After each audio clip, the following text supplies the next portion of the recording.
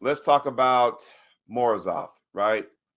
Didn't come into this event at full strength, had a stomach issue. Did he have the same issue that Brock Lesnar had in the UFC?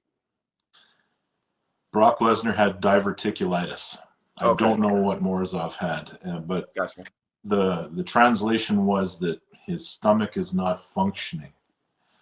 So he's on a soup diet. Um, he's on a soup diet, so he's eating broth or something like that. So he's got no protein. He's lost, I think somebody said 10 kilograms, and Wow. he didn't have 10 kilograms of fat to lose, so he was sacrificing muscle. He still looked above average to the normal, arm wrestler. But I mean, he's pulling Tsvetkov, who's no joke. And, Even if he was 100%, that might have been a good match. and once again, we talked about this last week. Georgi taking this match on just last minute. And by the way, prepared himself for WAF Worlds, is he not?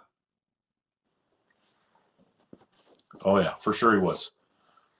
I'm going to address. I got two things I got to address. Remind me to address David's comment about Devin, and then Clifton Erickson gives us a 1999 super chat. Says, "I want to pull Jody right-handed." How much does Clifton weigh? I'm not pulling no 300-pounder. He ain't 300, but he's in the Okay. twos. So let's talk Georgi. So does the short notice match from Georgi would, in theory, compromise him a little bit, right? He's not prepared. He gets a week notice. He's there.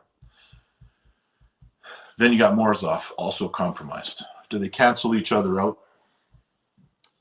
I thought they did, but one's not having. So how about this? The question is, with Morozov, does his stomach, you can't even call it a flu, let's just say stomach issue, does his stomach issue prevent you from still training the way you can? If that's the case, and you're losing kilos, and Georgi, he's training, which means he's somewhat in shape, that does not tilt toward Georgi's way, even though it's a last-minute match? Well, yeah, I think so. I mean, you got 2 weeks of basically fasting. Right. That's going to hurt anybody. Clifton says he's 230, so you guys are close. Where's he from again? Just south of me. Okay. In the States. I got to get my right hand going again because right now it is horrible. Right now it's bipolar. Sometimes it shows up, sometimes it doesn't. So yeah. So I remember Morozov was saying like he can take the match because he didn't think the period of time would affect him that much against Tsvetkov. Mm-hmm. But he had to cancel the next match because another 4 weeks of that would definitely hurt him. I totally understand that. No, Dan, what I'm saying is fasting might cure everything, but when you're not eating protein for a 2-week period, your body is going to cannibalize its own muscle. So I think that's what you're kind of looking at here from this gentleman. I agree that fasting will cure a lot of things. The theme of East vs. West 8, right? It was almost like two things you can take from it. Either A, the injuries, people not showing up 100%, or still it's all seemed to be one-sided. So I'm looking at it. How many matches have replacement matches from the original announcement of this card? Oh, 4 or 5. Yeah. And now, and we talked about commitments, hey, if you're committed to this event, you got to go, which, I'd be interested to know once you call the 5 guys, what happens after that. You're going to have to let me know. If you guys want to know what happens, you guys, feel free. It'll cost you $59.99 to find out what happens. But but here's Morozov. I have a commitment. Inga's been by my side. I've been doing well at his events. I gotta show up, right?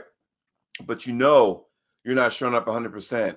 And I'm not saying that he's not, people don't use injuries to kind of counteract if they win or lose. But at the same time, it's like an injury is an injury. you want to be at 100% because you want to know when you leave that table, the one thing you don't want to have is a bunch of question marks.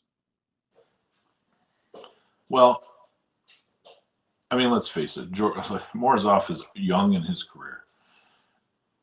He's almost new, and he's going to be back. He's going to be strong. There's not going to be any issues with him recovering from this. I think it's great that Georgi gets the big push from this because he deserves it. And Neil said it. He's a great guy. I think that he is way stronger than people realize. Mm-hmm. And I think he's just cemented his ranking right there amongst the top, 5 to 10 guys in the world until we are shown otherwise. And maybe we'll see him against one of these guys where we can get a decent gauge on where he's actually at. Yeah. And like I said, even though that, because even didn't Georgi, who seems to be the king of taking last minute matches, because wasn't he like a last minute fill in for Gasparini against Jerry at the last one? Yes. So and he did awesome. He did really well. Yeah.